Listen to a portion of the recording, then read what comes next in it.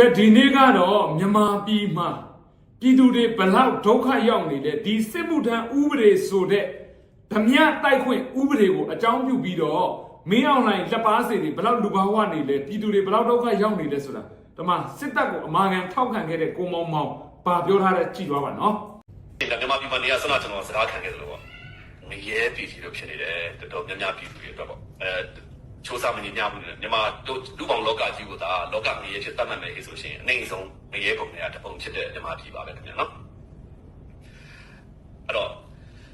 ဟုတ်ပါတယ်နော်သူပြောတာမှားလားကျွန်တော်တို့ကစကားတစ်လုံးအမှားလားမှန်တာပဲကြည့်တယ်အခုသူပြောတာမြန်မာပြည်ငရဲပြည်တကယ်ပဲလေဘာလူတယောက်ရဲ့အခွင့်အရေးဆိုတာဘာမှမရှိလာမပြောနဲ့မှန်လားမှားလားမသိဘူးသူတို့ပြောတဲ့အတိုင်းနားထောင်သူတို့ခိုင်းတာကိုလုပ်သူတို့ကိုခံမပြောနဲ့သူတို့ကိုခုခံတဲ့လူတွေနဲ့အကြမ်းဖက်ဒါနိုင်ငံတစ္ဆာဖောက်အကုန်လုံးနိုင်ငံတော်ပုံကံမှုအကုန်လုံးအဲ့လိုလုပ်ပြနေတာလေမှားတာမှန်တာတရားတာမတရားတာမသိတော့ဘူးအဲ့ဒါငရဲပဲပေါ့ဟုတ်တယ်မလားအဲ့ကြောင့်မလို့အခုခံရတဲ့ပြည်သူတွေကဒုက္ခတွေကြော့သွားအောင်ကျွန်တော်တို့မိုက်လောက်ပါလိမ့်မယ်တော့အခုဆိုရင်မြန်မာပြည်မှာနေရတာစစ်မှုထမ်းကြီးကတမောက်နော်နောက်ချက်ဒီပြည်သူစစ်ကြီးကတမောက်ပြီးတော့ရှင်လောအားပေးကတမောက်မရှိရတဲ့ကြားတဲ့နောက်ဆုံးပိတ်ကျွန်တော်မြန်မာပြည်ကမိဘတွေဆိုတာတာသမီလက်စားလေးထိုင်စားဖို့တာသမီမွေးတယ်ဒါလက်ကားမွေးတာမမြန်မာပြည်သားတွေကအားလို့ရလို့မွေးနေကြတာမဟုတ်ဘူးမြန်မာပြည်သားတွေကလေကျွန်တော်လည်းမြန်မာပြည်လူအတိုင်းဝိုင်းမှာတကယ်ခြေခံချတဲ့လူအတိုင်းဝိုင်းမှာနေထိုင်နေတာပါအတော်ကြီးတွေကလေသူတို့သားလေးတယောက်မွေးထားလို့ရှိရင်သူသားလေးငါသားလေးချိန်ကြလှုပ်စားလေးစားတကယ်လည်းစားရပါလေနော်တကယ်သိတတ်တယ်ကျွန်တော်တို့မြန်မာယူသားလူငယ်လေးတွေကလေပြန်သွားလို့လေဗျာပြန်သွားလို့ရှိရင်သူ့မိကသူ့အញ្ញမ်းချစ်တယ်ချက်ပါပေါ့ဒီသားလေးတယောက်ပဲရှာကျွေးနေတာအဖေဆိုတာအကြီးသမားတောင်းလို့ရှိရင်သူကအဖေတွေဝါကြတယ်ရက်တော့အဖေတွေကသေးတာများတယ်အဲ့တော့သားလေးတယောက်မွေးထားလို့ရှိရင်ဒီသားလေးရဲ့လှုပ်စားလေးစားရမှာပဲဆိုပြီးတော့မွေးတာတကယ်လည်းကျွေးကြပါတယ်နော်သားသမီးလို့ကျွေးတယ်အဲ့တော့ဒီမျိုးလေးချက်တွေကလည်းနောက်ဆုံးပြီးတော့အခုစစ်မှုထမ်းကောက်တဲ့သားဆွဲခြင်းတွေကြောင့်နောက်ဆုံးပြီးတော့ဘာဖြစ်ကုန်လဲဆိုတာကျတော့မိဘတွေကလည်းဆိုရင်သူတို့လှုပ်ကျွေးမဲ့သူကမှမရှိတော့ဘူးခါလေစစ်မှုထမ်းဥပဒေထွက်လာမှတော့မိဘလှုပ်ကျွေးတဲ့သူတွေပါလေဘယ်လိုလွတ်တယ်လို့ပြင်မလားဟိုလိုဒီလိုပြောတာအခုအကုန်ဆွဲနေတဲ့ပုံစံမျိုးတွေဖြစ်နေတာဟုတ်တယ်အကုန်လုံးဆွဲတာစစ်မှုထမ်းဥပဒေစထွက်အောင်ကပြောခဲ့တဲ့ဗဇက်တွေမှတ်မိကြသေးတာအမင်းတို့ကဘာဖြစ်တာလဲနှစ်ပဲစစ်ပညာတင်ရမှာဒါတော့မှရှင်းတန်းတွားစရာမလိုကင်းမဲဆောက်ကမှအချိန်တိုင်းပြန်လာရမယ်နှစ်ပြစ်တာနဲ့မင်းတို့မလုပ်ချင်ထွက်လို့ရတယ်ပြောခဲ့တဲ့ဗဇက်တွေအခုဘယ်ရောက်ကုန်ပြီလဲကြည့်ရက်ထိုင်းရွာတဲ့ကောင်းကောင်းမို့တော့လူငယ်တွေနေလို့မရတဲ့ဘွားရောက်လာပြီအဲ့တော့အခုဒီဖြစ်ရတဲ့ပတ်သက်ကျွန်တော်ပြောပြမယ်လေနာမည်လေးပါကျွန်တော်ပြောရလိမ့်မယ်အခုအစွဲခံအားလုံး6ယောက်ပေါ့ဗျာနော်6ယောက်အဲ့ဒါကဘယ်လိုကဂျိုးပင်ကောင်းမျိုးနဲ့ကနော်အုတ်ချုပ်ရည်မှုနော်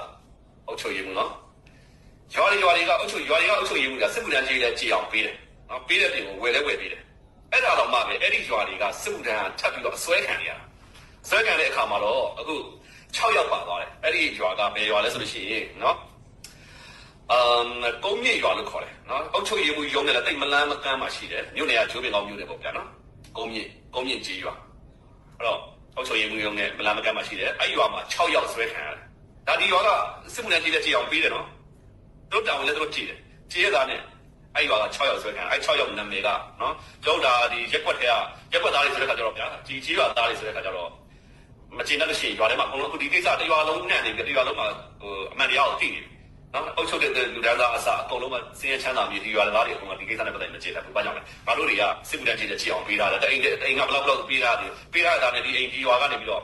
နောက်တစ်6ယောက်ကဘာကြောင့်ဆွဲတဲ့လူတွေထဲမှာလည်းစနာကျွန်တော်ပြောတဲ့ကိုမိသားစုဘယ်လိုခေါ်မလဲကိုသားသမီးလေးလှုပ်စားထိုင်စားနေတဲ့မိဘတွေရဲ့သားသမီးတွေပါတယ်ဗျာဒီကလေးကယာလှုပ်လဲလှုပ်ပြီးတော့တနေ့လှုပ်စားတနေ့မိဘကိုပန်းနေတာမိဘသမီးလေးချက်ချွေအဲ့တော့မိဘပြန်ပါလို့နော်အဲ့တော့3ယောက်ပါတယ်နော်အဲ့3ယောက်ပါတဲ့အပြင်ကိုအားလုံးပေါင်း6ယောက်နေတာ6ယောက်ဆွဲခံရတာမှာကဲကိုမောင်အခုပြောနေတာဗျမ်းမနာပြောတာမဟုတ်နော်ယောဟန်နာမယ်ကိုအကုန်လုံးအတိအကျပြောတာနော်အဲ့တော့မောင်ကိုအုပ်တွားဆဲနေခုနေ့ကတပုတ်တွေ့ပါလေကိုချိုကြီးပုံတင်ပြီးတော့အဲ့မှာဘောမတစ်ခေါက်ဆဲနေတာတွေ့တယ်မောင်တို့ချိုကြီးတို့ဆိုတာမင်းတို့ဘောမတွေထဲမှာတကယ်ဆရာတွေရုပ်ပြပြီးတိတ်ခါကြီးငါစစ်တပ်ကိုထောက်ခံပါတယ်ကွာဆိုပြီးတော့အတိုက်ခံတစ်ဖက်အင်အားစုကဆဲတာဆိုတာခံပြီးတော့စစ်တပ်ကိုထောက်ခံခဲ့တဲ့လူတွေဗျမ်းပနာဒီနေ့မှထားပြီးပြောနေတဲ့လူတွေမဟုတ်ဘူးအဲ့လိုထောက်ခံခဲ့တဲ့လူတွေကဘာကြောင့်ပြောရတာလဲလွဲမားတဲ့လောက်ရက်တွေလုံလာတဲ့အတွက်ခံလက်ခံလို့မရလို့ပြောတာသူတို့ဒါကိုပြင်ရကောင်းမှမတိတဲ့အပြင်မပြင်တဲ့အပြင်မှားလို့မှားတယ်ပြောတာကိုမပြင်တဲ့အပြင်မှားလို့မှားတယ်ပြောတဲ့လူကိုရန်ရှာတယ်ဆိုတာ ဘလောက်အတိညာပဲမိုက်မဲတဲ့လူတွေလှုပ်ရတယ်စဉ်းစားကြည့်နော်အဲ့တော့မင်းတို့ဘောမအတိုင်းဝိုင်းပြောတဲ့စကားလုံးမရှိတော့ဘူးနော်အဲ့တော့ကြည့်တန်ဖိုးချင်းအဲ့လိုကွာသွားတယ်ကြည့်ကိုမောင်မောင်တို့ကိုချိုကြီးတို့အခုဘာပြောနေသူတို့ပြောတဲ့စကားမှားလားဘာဒါတော့ကတရေမမှန်ဘူးလေမင်းတို့ဘက်မှာရုံမှဓမ္မမှန်မင်းတို့ဘက်ကမှန်တယ်လို့ပြောမှမင်းတို့ကတရေမှန်တာလားမှားတယ်ပြောမှာပေါ့လူကမှန်တယ်ပြောမှာပေါ့အေကိုအားပေးတဲ့ဘက်ရိမ့်နော်ဟိုဘက်ရိမ့်မှုတော့ရှိလိမ့်မယ်ဒါပေမဲ့လုံးဝမှားနေတဲ့အရာကြီးဒါကြီးမှန်တယ်လို့ပြောဖို့တောင်းတိတ်ခါရှိတဲ့လူကပြောမထွက်ဘူးလေအဲ့ဒါပဲတယောက်ပဲဘယ်လိုကောမဆိုလုံးဝတော့မျက်စိမမြင်တော့ပါဝါ6000လောက်ပါဝါလို့ကောမဆိုလို့ရှိရင်မျက်မှန်ပါဝါအကြီးတက်တော့လုံးဝစစ်ထက်မှာမျက်မှန်ချွေဘာမှမမြင်ရတဲ့ကြောင့်မလို့တာလေတယောက်ပဲလွတ်တယ်ကျန်တဲ့9ယောက်ကသူစရဲပါသွားပြီဆွဲသွားတာအဲ့ရွာစစ်မနဲ့ကြည့်နေတာဆွဲသွားအဲ့ဒီကုန်းမြင့်ကြီးရွာပေါ့ဗျာနော်အဲ့တော့သူတို့နာမည်လေးတွေအခုရွာတွေကနေပြီးတော့အဲ့ရွာတွေလုံးပါဗျာအခုပြောနေပြီရွာတွေလုံးဝပေါ်တော့ဆိုနာမည်လုံးဝထွက်လာပြီဗျာနော်မောင်ထပ်ပိုင်ဘူးတဲ့အခုဆွဲခံတာတော့အခုစစ်တဲပါရောက်နေတာချစ်တဲကိုမိဘနာမည်ပါကျွန်တော်သိပါတယ်နော်အဲ့တော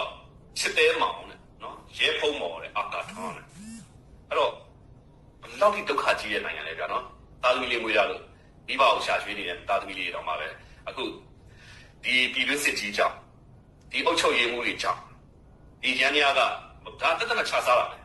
နော်ဟိုဘဲရွာဆိုသိနေတာပဲဗျာနော်အဲ့တော့အေးဒီကြနေတယ်လို့ပါပဲနော်သူငယ်တွေခင်ဗျာပါလဲအဲ့တော့မိဘတွေကလည်းစိတ်ပူတော့ဗျာစိတ်ပူတော့မဟုတ်လုံးဝငိုရီပေါ့ဗျာနော်အခုစစ်တဲ့ရောက်သွားပါပြီကလေး6ယောက်တော့ကလေး9ယောက်တော့6ယောက်1ယောက်ပဲလက်ပါလဲကဲဒါကတော့လက်ရှိမြန်မာပြည်မှာစစ်မှုထမ်းဥပဒေကြောင့်ဒုက္ခရောက်နေတဲ့ဟာကိုကိုမောင်ပြောရတာသူပြောတာမှန်လားမှားလားကိုမောင်ဒီမဟုတ်တာကိုအဟုတ်လုပ်ပြီးပြောရတာလားမှန်လက်ရှိပကတိမြေပြင်မှာဖြစ်နေတဲ့အမှန်တရားကိုပဲထုတ်ပြောရတ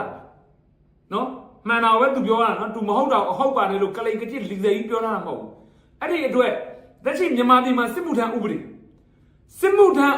ေဟာပြည်သူတွေဘာကြောင့်မဝင်ချင်တာလဲမထမ်းဆောင်ရှင်းတယ်လေမင်းအောင်နိုင်တို့ဒီစစ်ဘုတ်ချုပ်လူတစုအာဏာရရင်အတွက်ပြည်သူချင်းပြန်တိုက်ခိုင်းတဲ့ဥပဒေကိုသူများနိုင်ငံတွေမှာစစ်မှုထမ်းဥပဒေရှိတယ်ဟုတ်တယ်သူများနိုင်ငံတွေကစစ်မှုထမ်းဥပဒေဆိုတာကစစ်ပညာတင်ဖို့နိုင်ငံသားတိုင်းအဲ့ဒီစစ်မှုထမ်း2နှစ်ဆို2နှစ်ကာလမှာလည်းအခွင့်အရေးအတုံးဆောင်ကစားအကုန်အပြည့်အဝပံ့ပိုးပေးထားတဲ့နိုင်ငံပြီးလို့ရှိရင်ရှေ့တန်းသွားပြီးအသေးခံစရာလည်းမလိုဘူးလက်ရှိမြန်မာပြည်မှာဒီတင်တန်းလေး1လ2လလောက်တက်ပြီးရှေ့တန်းတန်းဖို့ရှေ့တန်းမှာကိုပြည်သူချင်းပြစ်တဲ့ဟာအသေးခံဘာမှမျောလင်းချက်လည်းမရှိရပိုင်ဝင်လည်းမရှိအဲ့တော့တကယ်တော့မြန်မာနိုင်ငံမှာသူများနိုင်ငံနဲ့အခုစစ်ဖြစ်နေကြီးနော်တရုတ်နဲ့မြန်မာနဲ့စစ်ဖြစ်နေကြီးအဲ့ဒီစစ်မှုထမ်းဥပဒေပြဋ္ဌာန်းเสียမလို့ဘူးမြန်မာပြည်သားတွေဟာအဲ့ဒီချိန်ကျရင်နော်မင်းကဘာလူမျိုးငါဘာလူမျိုးမခွဲเสียအောင်စိတ်ချအကောင်လုံးဟာတစုတစည်းတဲ့ဝင်ဆောင်မဲ့လူကြီးပဲလာရခိုင်ရောမောဗမာအကောင်လုံးပခုံးပိတ်လိုက်ငါတို့နိုင်ငံတရုတ်တွေကြောနေတယ်ချမယ်ကွာဆိုစစ်မှုထမ်းဥပဒေတောင်မှခေါ်เสียမလို့စိတ်ချမြန်မာပြည်သားတွေအားလုံးဟာနော်ကိုယ်နိုင်ငံအပေါ်ကိုချစ်တဲ့စိတ်ရှိပြီးသားဒါပေမဲ့အခုဖြစ်နေတာကနိုင်ငံအတွက်မဟုတ်ဘူးလေဒီစစ်မှုချုပ်လူတစုကောင်းစားရေးအတွက်သူတို့အာဏာလုနေတာအခု9နှစ်ရှိပြီတိုင်းပြည်ရဲ့စစ်တပ်ကိုမောင်းပိုင်စီးပြီးတော့လက်နက်မဲ့ပြည်သူရှိကနေအာဏာလုတာ9နှစ်ရှိသွားပြီအခုထိသူတို့အာဏာမရဘူးအဲ့တော့ဘာလုပ်လဲမိမျိုးစုံနဲ့ပြည်သူကိုဒုက္ခပေးတာအဲ့တော့စစ်မှုထမ်းဥပဒေဆိုတာကျွန်တော်အများပြောလို့ဓမြတိုက်တာပြန်ပေးဆွဲတာလူတယောက်နှစ်ယောက်တနက်ကင်ပြီးတော့အိမ်ယုံလာမယ်အိမ်တယုံလာမယ်ဆိုင်ယုံလာမယ်ပတ်စံလာတောင်းရင်ဘာလုပ်လို့ပြောတယ်ခင်ဗျားတို့ဓမြတိုက်တယ်လို့ပြောတယ်မလားအခုစစ်မှုထမ်းဥပဒေရစစ်မှုထမ်းဥပဒေဆိုပြီးတော့ဘာလာလုပ်တယ်ပတ်စံလာကောက်တော့အဲ့ဒါဓမြတိုက်တာမဟုတ်လေခင်ဗျားတို့ကြည်ပြူလို့ပေးတာစစ်မှုထမ်းဥပဒေကိုကြည်ပြူလို့ပေးတာလားမကြည်ပြူပဲမဖြစ်မနေမို့လို့ထည့်ရတာလားအဲ့တော့ဒီကဒါဟာဘာဟုတ်တာဓမြတိုက်ခံရတာနော်ပြီးရင်အခုတော့လူတွေအခုဒီမှာ6ယောက်ဖမ်းသွားပြီဒါမိဘကိုလှုပ်ကြွေးနေတဲ့ကလေးတွေပါတယ်ဟမ်မြန်မာပြည်ကကိုမောင်ပြောနေပဲမြန်မာမိဘတွေကသားလေးမွေးထားတဲ့အရွယ်ရောက်လာရင်အာကိုရတော့မယ်အာကိုရတော့မယ်နော်သားလေးကကောင်းကြီးလာပြီနော်ဒီလိုပြောကြတယ်အဲ့ဒါဘာလဲမိဘတွေကဘယ်နဲ့ပြောငယ်ရွယ်တဲ့အချိန်မှာပညာလေးသင်ပေးရှာကျွေးပြီးတော့ကိုသားသမီးရဲ့အရွယ်ရောက်လာတဲ့အချိန်မှာဒီသားသမီးရဲ့ပြန်လည်ကြည့်ရှုစောင့်ရှောက်တာကိုခံခဲ့တဲ့အလေးအထားရှိတယ်အင်မတန်ချစ်ဖို့ကောင်းတဲ့အလေးအထားအခုကဲမိဘကိုရှာကျွေးနေတဲ့ကလေးတွေစီဝါကအပြင်ထွက်ပြီးတော့ကိုမိဘတော်ကိုရှာကျွေးခွင့်မရှိတော့ဒီစစ်မှုထမ်းဥပဒေကြောက်လန့်နေရတယ်ဟမ်ပြန်ပေးဆွဲတာမဟုတ်လားဒါအဲ့တော့ဓမြတိုက်တာတွေပြန်ပေးဆွဲတာကိုတရားဝင်လုပ်ခွင့်ပြုထားတာဗါလေမြန်မာပြည်မှာစစ်မှုထမ်းဥပဒေပဲနော်အဲ့တော့မင်းအောင်လိုက်ခံထားတဲ့အုပ်ချုပ်ရေးမှုတွေဒီဓမြမှုတွေပြန်ပေးမှုတွေကိုဒိုင်ခံလုပ်နေတဲ့ရာဇဝဲကောင်တွေဒါရှိချင်းလေးပဲမဟုတ်ဘူးဆိုလာခဲ့ငါပြောတဲ့စကားမှားတယ်ဆိုလာခဲ့နော်စစ်မှုထမ်းဥပဒေကိုစိတ်ပါလက်ပါပတ်စံထဲရလူရှိတာ ဖားရပြီးတော့အောက်တက်နဲ့ထဲရတဲ့သူပဲရှိတယ်ဘဒူးမစိတ်ပါလို့ထဲတာမရှိပါဘူးနော်အဲ့တော့မြန်မာနိုင်ငံဟာဘယ်လိုဖြစ်နေပြီလဲအခုဒီလိုမျိုးမှန်တာပြောတဲ့သူတွေအော်သူပြောတာမှန်တယ်ဟဲ့အေးမောင်မောင်ကတော့ဒါငါတို့စစ်တပ်ဘက်ကပဲအော်သူပြောတာတော့မှန်တယ်ငါတို့ဘက်မှာဒီလိုဖြစ်နေတယ်ဒီလိုအတွေးတွေးရမှာလေလူကမှန်တာကိုပြောလာရင်လက်ခံပေးရမယ်နော်မဟုတ်တာကိုစွတ်စွဲလာရင်ဆိုတမျိုးပေါ့အခုကိုမောင်မောင်တို့ကိုချိုကြီးတို့ဟာတကယ်စစ်တပ်အမာခံကြီးတွေနော်မောင်မောင်ဆိုရင်ဟာပြောင်ကြီးငါဟဲ့လူဟဲ့ဒီတော်လိုင်းဘက်ကောင်တွေတော့ဆဲတာကိုခံနေခဲ့တဲ့လူလိုက်ပေါ်မှာတောက်လျှောက်စစ်တပ်ဘက်ကနေကာမလို့ပြောလာတဲ့လူဒီလူတွေတော့မခံစားနိုင်တော့ဘူးဒီမတရားတဲ့ဟာတွေကိုထုတ်ပြောလာပြီဆိုရင်ဒီစစ်တပ်ကလောက်ရဘလောက်လွဲနေလို့လဲငါတို့တွေဝိုင်းတဲ့ပေးမယ်ဆိုတော့ကောင်းမွန်တဲ့ဘက်ကအတွေးကိုမတွေးဘူးဟာငါတို့အားပေးတဲ့စစ်တပ်လာမပြောနဲ့ဘယ်နည်းအဲ့ဘောမတယောက်ဆိုရင်ပြောထားပါ तू အားတဲ့အစီနီယာ3နှစ်လောက်ကြာတယ်တဲ့အဲ့ဒီချိုကြီးတို့ဘာလို့ဆိုတော့သူ့တဲ့ဂျူနီယာလေးတွေတဲ့မဲသူအဲ့ဒါ तू လိုက်လွှင့်နေအဲ့ချိန်မှာကျွန်တော်ဝင်ကြည့်တော့တက်ရောက်တယ်အဲ့တယောက်ကကျွန်တော်အကောင်းဆုံးတော့ဘုရားဆိုပါစေအဲ့နဲ့ကျွန်တော်စတော့ဒီရှင်လုံးလို့ပါမတန်ဘူးလေဗျာလွတ်ပေးထားရတယ်ကျွန်တော်ဒါပေမဲ့ကိုချိုကြီးပုံထောင်ပြီးဆဲနေတယ်သူကအဲ့ဒါကိုပြောတာသူတို့ပြောတဲ့စကားကြီးမှားလားမှန်တယ်ချိသေးတယ်နော်ဘယ်နဲ့ငပေါက်လို့ပြောလဲမြန်မာပြည်ပြန်လာပြောတယ်ဟာမြန်မာပြည်မှာလွတ်လပ်စွာပြောဆိုခွင့်ရေးသားခွင့်အပြည့်အဝရှိနေလို့လားအဲ့ဒါဆိုလို့ရှိရင်တော့မြန်မာပြည်ပြန်လာပြောလို့စိတ်ခေါ်ထိုက်တယ်လေဟုတ်တယ်နော်လွတ်လပ်စွာပြောဆိုရေးသားခွင့်မပြောနဲ့ညဘက်ဖမ်းသွားမနဲ့အလောင်းကိုလာလုံတဲ့နေရာကိုအဲ့နေရာကိုလာပြီးပြောလို့ပြောတာအဲ့ဒါစောက်ယူကိုယ့်ကိုစောက်ယူလို့ပြောတာပဲမှတ်ထားနောက်မြန်မာပြည်ကိုလာခဲ့လို့စိတ်ခေါ်တဲ့ကောင်တွေအဲ့ဒါပြောလိုက်သိလားလွတ်လပ်စွာပြောဆိုရေးသားခွင့်သင်ပြခွင့်မပြောနဲ့ညဘက်ဖမ်းသွားမနဲ့အလောင်းလာဖို့ဘာမှန်းတော့မတိတဲ့နေရာကိုမင်းတို့လာခဲ့လို့စိတ်ခေါ်တာဒီအဲ့ဒါစောက်ယူသိလားအဲ့ဒါအကြမ်းမပြည့်လို့အဲ့ဒါအကြမ်းမပြည့်လို့ခေါ်ရဲတာစောက်ချက်မရှိလို့ခေါ်ရဲတာသိလားအချက်တရားရှိတဲ့လူဆိုခေါ်မရဲဘူးနော်မှတ်ထားသိလားအချက်တရားရှိတဲ့လူဆိုရင်လူခွင့်ရဲ့အပြည့်အဝရှိတဲ့နေရာမှာချိန်မယ်လာမင်းနဲ့ငါလည်းရှင်ပြောမယ်ဆိုတော့ဟာမျိုးဖြစ်ကြမယ်ညဘက်ဖမ်းသွားမနဲ့အလောင်းပို့နေတဲ့လုံနေတဲ့ကောင်တွေရုံမှနေတဲ့ကောင်တွေဒေတာကိုမင်းတို့လာခဲ့လေဒီကိုဆိုတော့ဟောအေးဟမ်မှတ်ထားမယ်သိလားမင်းတို့အုံနောက်အသွေးခေါ်တယ်အဲ့တော့ပြောချင်တာကတော့နော်စစ်တပ်ထောက်ခံတဲ့အတိုင်းဝဲနေတယ်ခင်ဗျားတို့တတ်မတော်ကိုချစ်တာလားတက်ချစ်စစ်ကောင်းဆောင်တွေကိုချစ်တာလားဒါလေးကိုစဉ်းစားပါစစ်သားတွေမင်းအောင်နိုင်အာဏာယူပြီးတဲ့ကစစ်သားဘလောက်တည်ပြီးတော့ဘလောက်ဒုက္ခိတဖြစ်သွားပြီဘဒူတောင်းဝင်ယူတယ်အဲ့ဒီမြှောက်ပေးနေရတဲ့ပြည်တွင်းကဘောမတွေတောင်းဝင်ယူတာစားတပွင့်လာပေးလားအဲ့ဒါအဖြေပဲအဲ့တော့ချိုကြီးတို့မောင်မောင်တို့ဆိုတာအလကားပြောနေတာမဟုတ်ဘူးအေးတခုရှိတယ်သူတို့မဟုတ်ကကလေးကချစ်ပြောရင်ဖော်ထုတ်မှန်တာပြောရင်တော့လက်ခံမယ်ဒီပြလူရဲဟာယူနော်အခုကောင်မောင်ပြောရတယ်မှာမှားတာပါအဲ့ဒါပဲအဲ့တော့မြန်မာပြည်မှာဘာဖြစ်နေတာလဲတရားဝင်ဓမြတိုက်ပြီးပြန်ပေးဆွဲနေတာဘယ်သူလဲမင်းအောင်နိုင်အပါဝင်မင်းအောင်နိုင်ဘက်တော်တာအကုန်လုံးอ่ะကဲအဲ့ဒါအမှန်တရားပဲနော်အဲ့တော့ဒီတရားဝင်ဓမြပြန်ပေးသမားတွေကိုနိုင်အောင်တိုက်ကမလားလက်စင်းခံပေးကြမလားကိုယ့်ကိုစဉ်းစားကြပြီတော့